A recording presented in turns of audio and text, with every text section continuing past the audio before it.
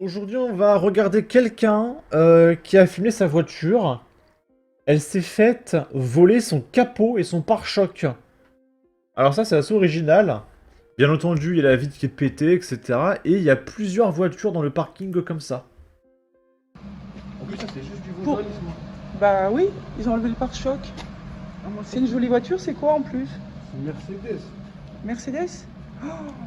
Oh, le fils de pute. Ouais. Oh, c'est trop. Franchement, ça va pas, hein, les jeunes. Hein. Pourquoi vous faites ça? C'est marrant, son premier réflexe. Ah, franchement, les jeunes, hein. Hein, les célèbres jeunes du jeunistan, hein. Les jeunes de nos jours d'aujourd'hui. Ça vous sert à quoi? Sur le fort. C'est que pour être méchant, ça? Ah, il y en a une autre? Eh ben, Non mais elle est de gauche, c'est pas possible. Oh les jeunes, oh franchement c'est méchant, hein, c'est vraiment pas gentil, hein. Non mais j'en refuse de croire que cette nana vote autre chose que Jean-Luc Mélenchon, hein. ils ont pas touché la mienne. Elle était tellement pourrie. Ah, j'ai pas vu. Oh! Oh!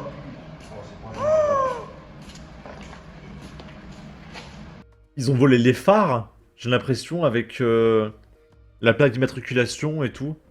Waouh! Oh là là! Ils ont fait la dernière aussi. Pourquoi il y en a une autre? Oh là là! Ils ont fait péter la plaque et tout! Oh, c'est beau, hein? Ah, c'est beau. Putain, c'est la première fois que je dis qu'un moteur est beau. Bah, comme quoi, on peut changer. Là aussi? Attends, j'arrive. Où ça? Celle-là? Non, oui, c'est pas bien. Ils ont fait quoi? Je t'ai dit, wesh. Ils l'ont tout fait, ils l'ont cassé, tu vois. Tout est dévissé là. Il y a des trucs qui l'ont cassé aussi. Non, ouais. Ils ont fait d'autres voitures? Non, non, il est méchant, frère.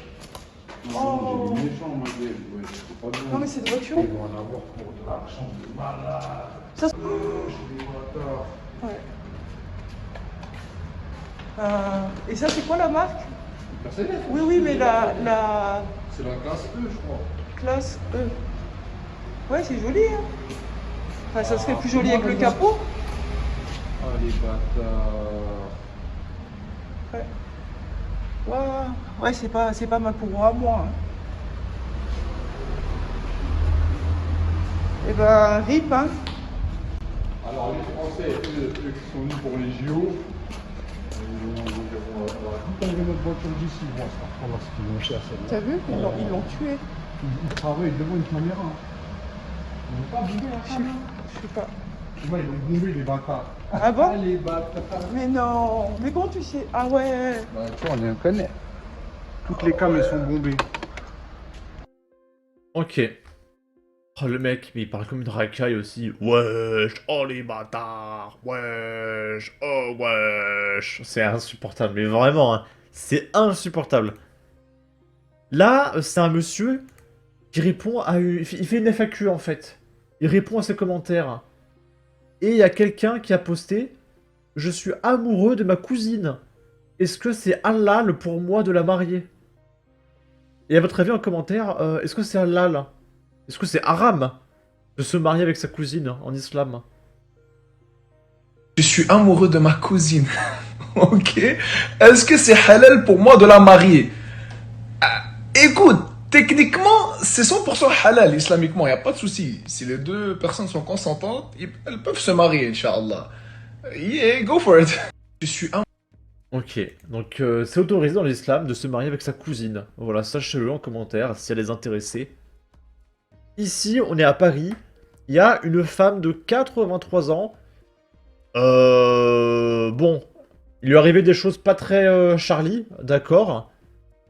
Tout ça pour qu'on lui vole sa chaîne et sa montre, alors qu'elle promenait son chien. Voilà. Il est environ 19h30 quand les faits se sont produits. L'octogénaire promenait son chien dans la rue de Gergovie lorsqu'elle a remarqué qu'un homme la suivait. Elle a poursuivi sa promenade jusqu'au jardin du Moulin de la Vierge, lorsque le suspect l'a agressée dans son dos en la saisissant par le cou et par un bras. La victime a été mise au sol et a perdu connaissance. L'homme en a profité pour lui arracher sa chaîne à laquelle étaient attachés 2 pendentifs religieux juifs, ainsi que sa montre de marque Cartier. L'alerte a été donnée peu après, mais les policiers ne sont pas parvenus à retrouver l'agresseur. La victime a été prise en charge par les sapeurs-pompiers avant d'être transportée à l'hôpital Saint-Joseph, sans que ses jours ne soient en danger. Une enquête a été ouverte et confiée au commissariat du 14e arrondissement. La piste d'un acte antisémite n'est pas privilégiée à ce stade des investigations. Ok. Ici, on est à Marseille. Il y a un médecin qui s'est fait agresser, tabasser et humilier par 2 dames dans son cabinet. Original, hein, comme agression. Elle est traumatisée à Marseille, une jeune médecin agressée par 2 patientes pour une ordonnance refusée. L'agression, ultra violente, laissera assurément des traces dans l'esprit de la praticienne, en poste depuis très peu de temps, dans son cabinet médical, situé dans le 15e arrondissement de Marseille. Elle était venue pour me remplacer avant d'accepter de me rejoindre au cabinet. 1 mois après, elle se fait tabasser, déplore son confrère Saïd auprès du Figaro. Ce médecin des quartiers nord, qui avait déjà quitté son emblématique cabinet il y a 2 ans, à la suite d'une agression, pourrait mettre à nouveau la clé sous la porte.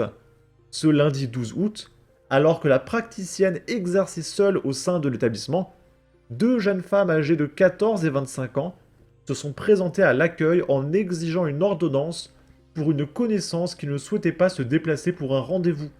Refus catégorique et logique du médecin, dans l'impossibilité d'ausculter l'individu. La plus grande a pris le médecin par les cheveux, avant de la tabasser, puis elle a demandé à l'adolescente de la frapper à son tour, poursuit Saïd en dépeignant une agression humiliante et traumatisante, perpétrée par une patiente qu'il connaît pourtant depuis qu'elle est bébé. Les 2 jeunes femmes ont ensuite pris la fuite, laissant la victime en état de choc.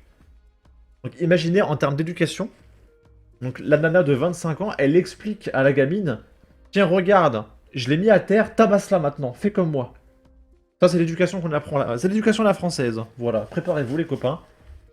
Et on va terminer avec ceci. C'est un graphique que vous avez peut-être déjà vu, mais il a été mis à jour. On est en 2024.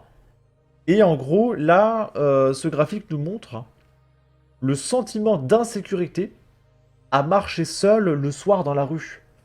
Et on voit les différents pays de l'Union européenne.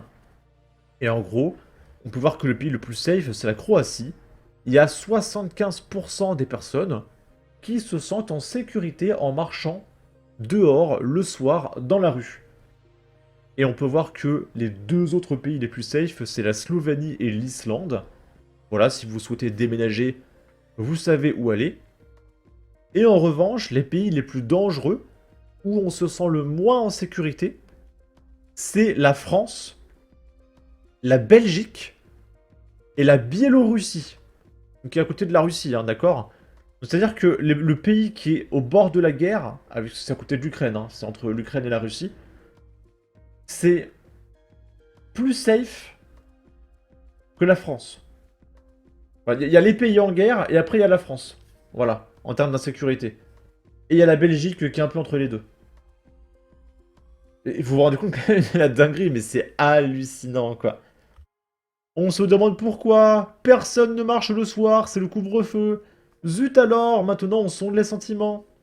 Bref, en tout cas, n'hésitez pas à donner votre avis, votre opinion, à partager, liker, commenter, ça aidera au référencement de la vidéo sur YouTube. Abonnez-vous, suivez-moi sur Twitter, prenez soin de vous, salut!